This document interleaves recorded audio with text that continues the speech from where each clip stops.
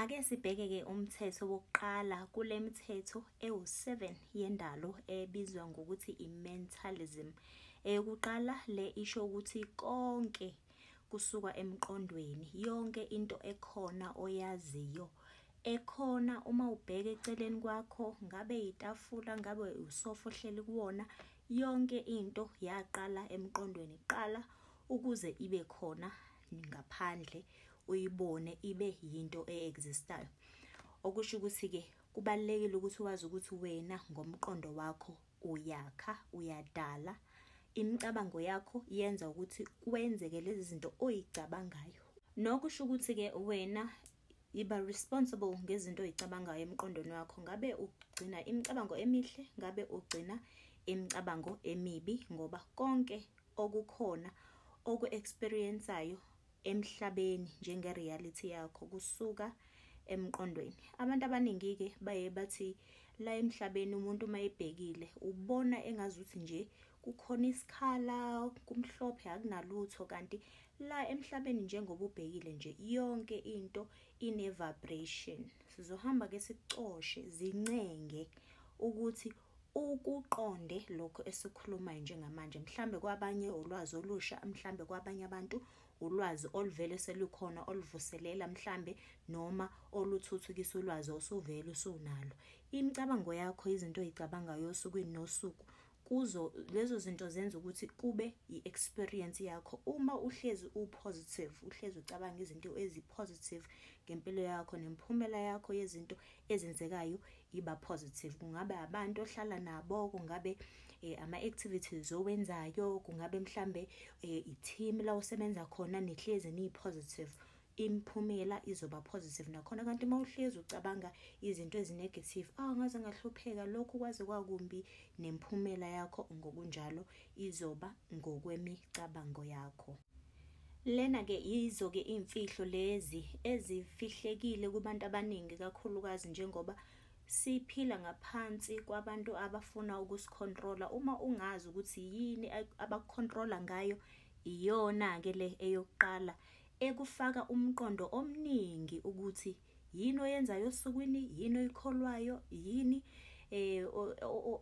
oyithatha njengento eyi-reality yakho. Konke-ke lokho kwenzeka ngey'ndlela ey'ningi, kumabonakude, kuma-radio, ziningi izinto. Uma uhamba esitradweni uyabona ama-advert, yonke leyo nto inomthelela ekutheni wena izinto ozocabanga ngazo yiziphi, futhi zizoba nomthelela ekutheni izinto oyicabangayo zizokwenza ukuthi udiphende kubani. Kanti-ke uma usu-understanda lokhu, uzokwazi ukuhlukanisa ukuthi hayi, mina lokhu ngiyakubuka, lokhu angikubuki, ngoba yonke into engena emqondweni wakho izogcina iwumphumela owenzakalayo empilweni yakho, uyibone lento eyenzakalayo. So kubalulekile ukwazi ukuthi yonke into isuka emqondweni, so iba responsible ngemicabango yakho ukuthi ucabangani usuku nosuku, isikhathi nesikhathi. Iba aware ukuthi ngabe imicabango yami injani, imicabango yami mihle, imicabango yami mibi. Okunye-ke kufanele wazi ukuthi njengoba yonke into ihlala emqondweni, kubalulekile ukuthi njengoba wena uzobe ucreate kanje, isimo esesikuso manje angeke size sikwazi ukushintsha, kodwa singasishintsha kuphela uma sonke singashintsha indlela esicabanga ngayo.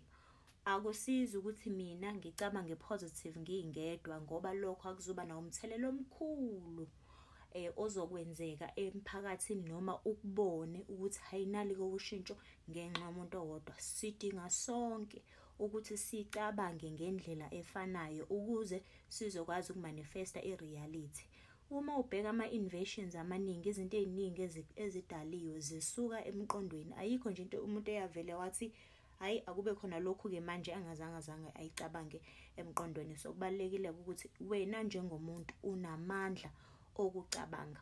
Lana-ke njengoba sesikhona-ke, uma ubheka maningi ama-companies akhona la e-South Africa. Ngiyathanda ukwenza isibonelo ngama-insurance companies ukuthi awusebenzisa kanjani lo mthetho wendalo we-mentalism ukuthi wena ube kwi-disadvantage, noma ube sesimeni la wena ocabanga ukuthi awuna choice khona ngaphandle kokuthi unikele wonke amandla wakho kubona, bazama ukucontrola. Ziningi izibonelo engingazenza, kodwa for ipurpose yale video namhlanje ngizokwenza isibonelo ngeinsurance. Ngike ngayenza futhi video ngaphambilini ekhuluma ngezinto eziningi ezisuswa kwimentalism. Kuqonde futhi lokhu ukuthi njengoba imithetho yendalo beyazi ukuthi isebenza kanjani, wena ungayazi. Yikho wena uzoba isisulu sabo abayaziyo futhi bazokwazi ukuthatha iadvantage ngawe ngoba wena lemithetho awuyazi. Kodwa ke namhlanje oqala imentalism uyayazi ukuthi konke engikucabangayo kuzoba umphumela wempilo yami. Ngenze nje isibonelo, ngithathe nje abantu abahamba ngeemoto. Ngenza lesi sibonelo ngazi ukuthi asi-apply kuwo wonke umuntu, mhlambe awuhambi ngemoto. Ngizozenza nezinye izibonelo mhlambe ngesinye isikhathi, kodwa nje ukubeka nje isibonelo sicacile ukuthi uma uhamba ngemoto namhlanje, uyayithenga mhlambe intsha imoto yakho, awukakashayisi, mhlambe udriver okahle, ayikho into mhlambe oyisabayo ngedriving yakho ukuthi mhlambe hayi angiyithembi ngenzeka ngishayise noma inini. Uma usuthenga imoto usuke usuyithenga wazi ukuthi you are investor la and awuyithengeli ukuthi ushayise. Uma ungayazi i-law or i-principle of mentalism ukuthi konke kusuka emqondweni, bazokufaka umqondo wokuthi wena awuyena udriver okahle, bese nawe uyakukholelwa lokho. Ngale kokuthi vele iyadingakala for financing, nakhona kuyi-strategy sokumanipulate wena umqondo wakho, bethatha i-advantage ngokuthi wena awuyazi imithetho yendalo, bona bayayazi. Mhlambe labantu abasebenzayo bakuthathisa i-insurance, bakuthatha nje njengomsebenzi, kodwa ongqondo ngale kwaleso scheme ngokuqalwa kwaso babesiqale ngokwazi ukuthi wena njenge-potential customer noma i-client yabo uzobe ungawazi lo mthetho wendalo we-mentalism.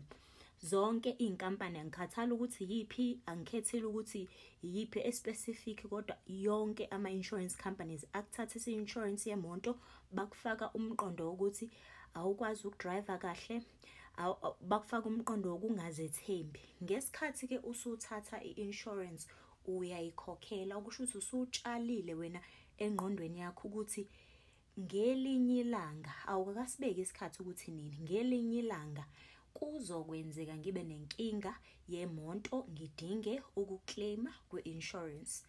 I-universe njengoba wena ubhekile nje la, mawutshala umqondo noma utshala i-thought emqondweni yakho noma umcabango engqondweni yakho, awugcini nje ngokucabanga kuphela, uyahamba njengoba la esiphila khona emkhathini kunama-vibrations ahambisa yonke into kuyi-universe, ukuze yonke lento oyitshalayo emqondweni yakho igcina iphumelela.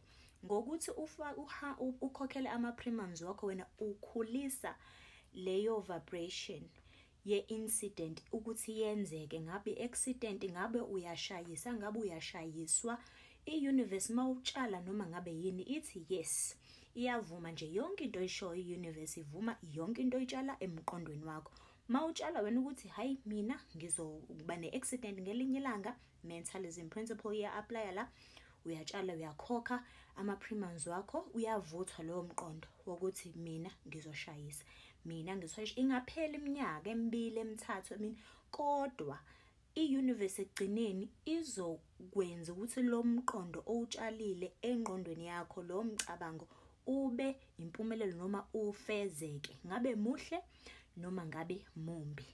Okubalekile ukuthi mangabe ukhokhele insurance, zazi ukuthi wena utshale umqondo wokuthi uzoba nengozi ngelinye ilanga, udinge ukuclaima kule insurance.